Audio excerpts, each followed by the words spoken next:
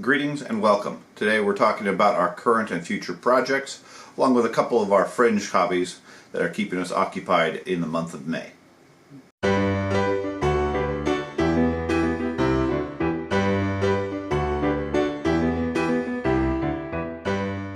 Greetings to all our new viewers and welcome to any returning viewers. This is Halfling 13's Viewport. This is a weekly blog of activities, both past and present, as well as our future plans that are going on. If you enjoy this content, please consider leaving a like or subscribing to the channel. We post videos every week on Thursday, as well as various other gaming content on both our role-playing and wargaming channels. This video focuses mainly on our activities and behind-the-scenes information. It's sort of a weekly news broadcast of what's going on, what we're working on.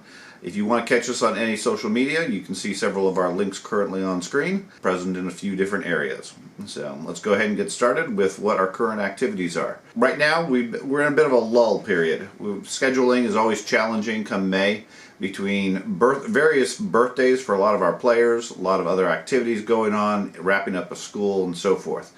As a result, we've had a bit of difficulty getting scheduled games. We didn't end up having a Star Wars Legion game this week due to a combination of scheduling and illness, and the illnesses impacted our ability to do a Warhammer Fantasy game this Wednesday as well. As a result, both of those videos won't be available till next week when we run our next sessions. I did manage to record a game of Legion with my son George yet last night. That's currently going through the editing process and should be available on schedule next week. And next week we do have our planned schedule for Warhammer Fantasy, continuing our storyline there in the swamps. The group on Warhammer is busy wandering through the swamps near a town by the name of Kamandun, notable for its tobacco, trying to track down a cultist that they've been chasing since Middenheim. If you're interested in that storyline, we have plenty of videos along those lines. They're currently heading out to a location referred to as the Moat House, which, given a couple of players catching on to the reference, I had to quickly adopt a alternative floor plan rather than using the old Village of Hamlet Moat House. But not a problem. It's easy enough to adapt and change things around. So it should be a fun encounter regardless. They're chasing down a cultist, like I said, trying to figure out where he is, and they've always been one step behind for the last few weeks. So it'll be nice for them to finally, hopefully, catch up to him and figure out what the overall plan is. Other than that, the other plans we have going on really for role-playing is going to be held off until June. Right now, like I said, May is fairly busy for us between schedules and other challenges. We have a lot of activities coming up, and we just don't have a lot of time during the week to do various role-playing. Like I said, we have Warhammer next week. After that, pretty much all the games will be on hold until early June. On June 2nd, we start our Kingmaker campaign with Pathfinder. That's a new campaign. We're bringing back our other group from the Carrying Crown campaign. This time we've trimmed it down to 7 players instead of our 10, so it'll be a little bit more manageable. They're starting off level 1 and going with the intent of running through the entire campaign. That'll be kicking off again June 2nd. And then on June 9th, we have scheduled the next section of our Traveler campaign, continuing that storyline on a bi-weekly basis. Warhammer probably will be held off until early June as well, again because of several conflicts. In between the schedule, of course, we're trying to fill in some Legion games. Those tend to be hit and miss. We do have another game scheduled for tomorrow between Carter and a player to be determined. At this point, it's uncertain. It'll either be George or potentially a return of Andy to play a game, and be able to record a second session, be able to get a little bit ahead of the schedule on that.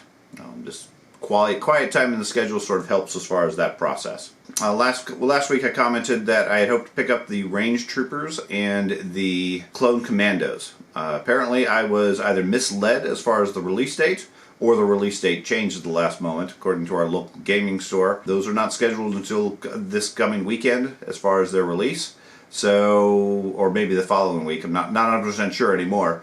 But as a result, I was not able to get them, so I wasn't able to paint them, so I have nothing to show as far as that activity.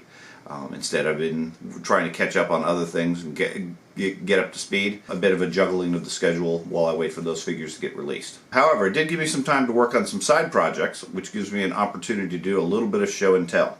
First thing I've been working on with my wife, she does quite a bit of floss stitching, cross stitching I think the art actually is.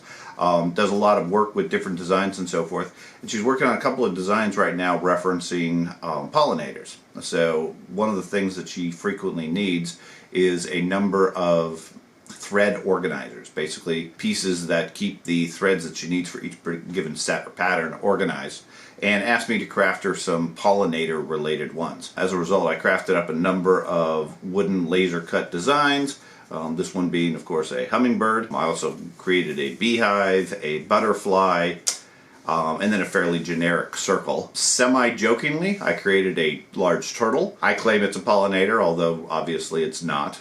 They're far too slow and don't really do much as far as flowers and pollen. But it's an ongoing joke at this point that she has a turtle pollinator. Each of these designs are now available up on my Etsy shop if you have any interest, if you're into cross-stitch, etc. Obviously, most of this audience is going to be role-playing and wargaming related, so not much interest there, but if you have such, go ahead and let me know. Feel free to leave a comment or hop over to the Etsy shop and see what you might have interest in. I have a few other items for Legion and for some painting racks as well that seem to be at least passably popular these days. So the other thing I ended up working on was an enhancement for the camera.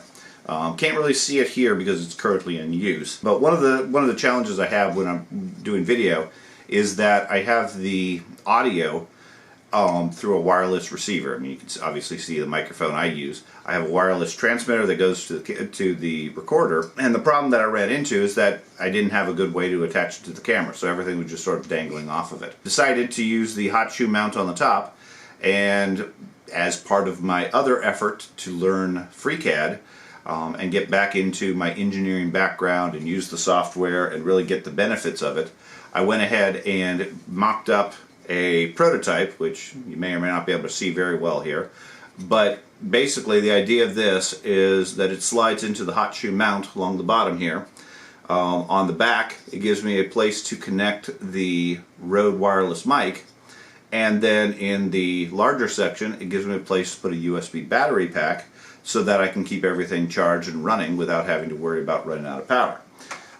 Ran through a couple of iterations, made some tweaks here and there, a plus or minus a millimeter at different places, and by the third attempt I have a very, very well working model that works at least for my particular design. Again, if you have any interest, I can make this design available freely for anybody who's interested. It's very specialized and obviously focused, but if you happen to have the Lumix G7 or a camera that has a hot shoe mount, it should work just fine. It's fairly neutral as far as that, but I can make it available if anybody has any interest. Again, leave a comment below if you... And here I was talking about batteries and maintaining power and so forth, and inadvertently, I guess the internal battery on the camera decided to shut down. I may have to check the generic battery packs I have and see if there's some other issue, or maybe I just let it run too long. Probably need to learn to pay attention to that. Okay, so other projects I've been working on is a redesign of my paint rack. The current paint rack, if you've seen it on Etsy or through any of my other pictures, is a hexagonal grid that holds a lot of paint. I forget the exact number, but it's basically about 15 inches by 15 inches with a hexagon honeycomb through the middle of it that holds paint pots, or I also have it sized for Citadel paints. And it works. It's nice. It's very, very sturdy and everything. The problem that I run into is that the angle, the design, and so forth has a mixed results as far as my ability to see the paints, recognize the paints, and so forth. Some people may get better value out of it, but for me, I wanted something different. The angle just doesn't work well for me. I can find what I need, but it takes a lot of desk space, especially as I've had several sets of paints at this point. So my current concept that I've been working on is what I'm terming an apothecary chest style paint storage. Basically it's a series of drawers that hold 6 paint bottles, paint droppers.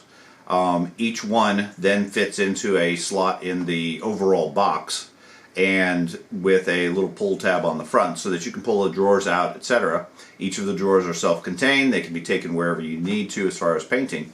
And the reason I'm going with 6 is specifically in line with the Army Painter Current Fanatics line that has a 6 color not really a triad, but a 6-color pattern as far as lows, mids, highlights, etc. So the idea here would be you can fit each of the 6 sets into an individual drawer, store them in the box, and it's still 15-ish by 15-ish, but now only about 6 inches deep, so that you can easily store it on the desk. It doesn't take too much room. And the way I'm designing it, the front of each box, each drawer has a little section where you can put a drop of the paint, and so you have a representation of the color, you know, which drawer has which, etc.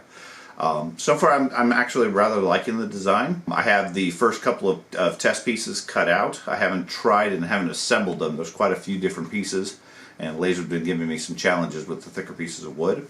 But hopefully within the next week or two I can get that finalized, show some pictures off, and potentially add that design over to Etsy and make it available for anybody who's interested. Since I've mentioned Etsy a few times, one thing I should comment about: all of the designs that I release as far as digital designs, I do make available to any members on the Wargaming channel. So if you watch my Wargaming channel for Legion content, that happens to have enough subscribers that I have eligible the membership option. It's basically the same idea as Patreon, except it works directly through YouTube.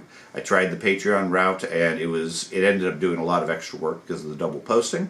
But if you're interested in those sorts of things and want to support the channel, support my efforts, etc., feel free to join the channel at that point for a couple of different perks. One of which is access to any of these STL and design libraries, both for light burn as well as for 3D printing, and any models I end up making, I end up adding over there just as part of the basic membership. Or you can obviously purchase them individually if that's what you prefer, but it's an option for anybody who might be interested. So apologies for continuing to look to the right. I'm still not very good at this, so I'm looking at my various notes. So what we have coming up going into the future. Like I said, we recorded our Battle Report 79 last night. This was an Empire battle played by me versus my son George playing the Rebels. Fun game. Good game. Fairly short game. The dice were not favorable, so it ended after 4 turns, I think. I think we made 4 turns, and it was pretty clear at that point who was going to win. I won't spoil it, but that video comes out next Friday. Join us. Leave some comments. Leave some advice. Empire is I don't play nearly as often as everybody else seems to, since I tend to be behind the camera. So I'm always looking for advice and tactics and so forth. And certainly feel free to offer some advice for the Rebels as well. Otherwise, it worked out well. The game was good. I do need to paint Ancient Callus. That was the only piece that I was missing that was unpainted, and I believe the Rebels had their entire force painted as well. So it was almost 100% painted, which would have been nice. We also got a chance to show off the land speeder, which is something I painted up recently, but we have played only once in the 4 years or so that we've been playing Legion. We played it very first time we played Legion, way back then, when we didn't know how to play the game, the very first battle we played, and the land speeder was destroyed in the first strike because we didn't know how to play it, so nobody ever wanted to play the land speeder ever after that. George decided to play the land speeder again, and actually did pretty good. R2 was the MVP of the game. He took out a set of speeder bikes all by himself. So it was pretty good, pretty impressive what the little droid was able to do. Other than that, coming up we have episode 80 for the battle reports being recorded tomorrow, probably. That'll be Carter versus, like I said, an unknown player at this point. We haven't decided who the other player is going to be. It'll either be George or potentially a return for Andy. That battle report, being that it's number 80, is going to be another giveaway. So be sure to tune in for that. We'll be giving it away another set of our token organizers as we slowly work our way towards episode 100. Not sure what we're going to do at that point. Hopefully we can get enough subscribers that we can actually get some solid stuff. But in the meantime, every 5 episodes or so, we're going to do a giveaway. This time will be another set of our token organizers, the red ones and the blue ones that you see in our videos. And watch the video for the keyword, make a comment, get entered for the drawing. Nice and simple, free, no charge whatsoever, other than a bit of time for your effort. The other big thing that comes up, as far as our scheduling, our schedule is going to be a little bit off right now because of various activities, plans, and so forth. The big thing being a whole bunch of birthdays. Apparently 3 or even 4 of the moms of all the players all seem to have birthdays right around Memorial Day.